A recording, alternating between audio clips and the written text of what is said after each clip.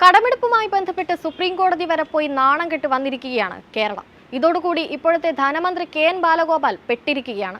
മുൻ ധനമന്ത്രി തോമസ് ഐസക് വരുത്തിവെച്ച വിനകളാണ് ഇപ്പോൾ ബാലഗോപാലിന് അനുഭവിക്കേണ്ടി വരുന്നത്.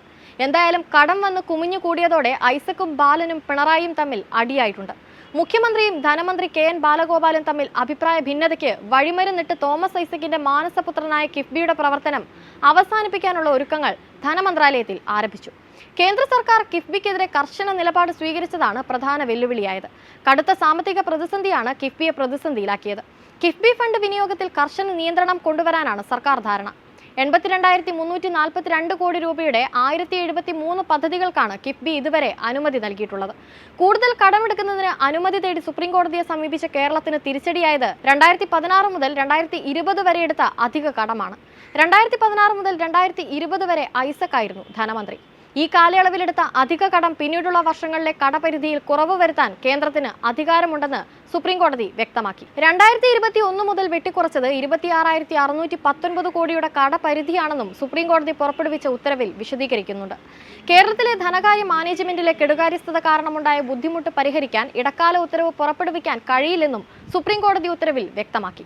2016 മുതൽ 2020 വരെയുള്ള കാലയളവിൽ 14,479 കോടി രൂപ കേരളം അധിക കടമെടുത്തിട്ടുണ്ടെന്നാണ് കേന്ദ്രം സുപ്രീം കോടതിയിൽ ഫയൽ ചെയ്ത സത്യവാങ്മൂലത്തിൽ ചൂണ്ടിക്കാട്ടിയിരിക്കുന്നത്.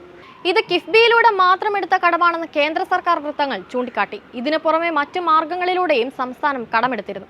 2016 മുതലുള്ള 4 വർഷങ്ങളിൽ കേരളം അധിക കടമെടുത്തിട്ടുണ്ടെന്ന് സംസ്ഥാനം സമ്മതിച്ചിട്ടുണ്ടെന്നും സുപ്രീം കോടതിയിൽ ഉത്തരവിൽ ചൂണ്ടിക്കാട്ടുന്നു. എന്നാൽ 14 ധനകാര്യ കമ്മീഷന്റെ കാലയളവിലെടുത്ത ഈ കടം 15ാം ധനകാര്യ കമ്മീഷന്റെ കാലയളവിൽ വെട്ടിക്കുറയ്ക്കാനാകില്ലെന്നായിരുന്നു കേരളത്തിന്റെ വാദം.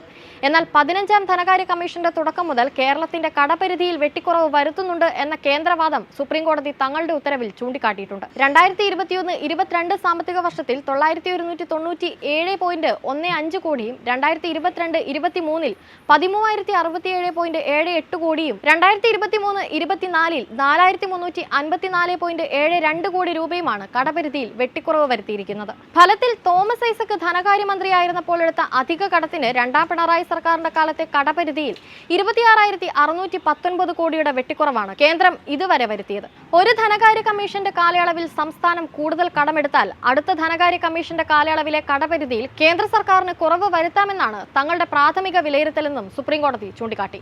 ഇക്കാര്യത്തിൽ അന്തിമ തീർപ്പ് കൽപ്പിക്കേണ്ടത് കേരളം നൽകിയ സ്യൂട്ട് ഹർജിയിൽ ഭരണഘടനാ ബെഞ്ചാണെന്നും കോടതി തങ്ങളുടെ ഉത്തരവിൽ രേഖപ്പെടുത്തിയിട്ടുണ്ട്.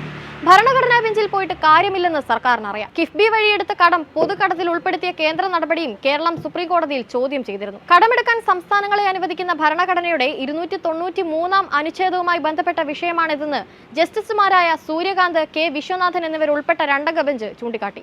ഹർജി ഉയർത്തുന്ന 6 ചോദ്യങ്ങളാണ് 5-അംഗ ഭരണഘടനാ ബെഞ്ചിന് വിട്ടത്. കടമെടുക്കാനുള്ള സംസ്ഥാന അവകാശത്തിൽ കേന്ദ്രത്തിന് എത്രത്തോളം ഇടപെടാമെന്ന് ഭരണഘടനാ ബെഞ്ച് പരിഗണിക്കും. പൊതുകടത്തിൽ എന്തൊക്കെ ഉൾപ്പെടുത്തണമെന്നതിലും 5-അംഗ ബെഞ്ച് വാദം കേൾക്കും. കൂടുതൽ കടമെടുക്കാനുള്ള ഇടക്കാല ഉത്തരവും കേരളം തേടിയിരുന്നു. എന്നാൽ കോടതി ഇടപെടൽ വഴി കൂടുതൽ സഹായം കേരളത്തിന് ഇതിനകം കിട്ടിയെന്ന് 2-അംഗ ബെഞ്ച് ചൂണ്ടിക്കാട്ടി. 13,600 കോടി രൂപ കേരളത്തിന് കേന്ദ്രം നൽകാൻ തയ്യാറായി. 5,000 കോടി കൂടി നൽകാമെന്ന വാഗ്ദാനവും കിട്ടി. ഈ സാഹചര്യത്തിൽ ഇടക്കാല ആശ്വാസത്തിന് ഉത്തരവിടാനാകില്ലെന്ന് കോടതി വ്യക്തമാക്കി.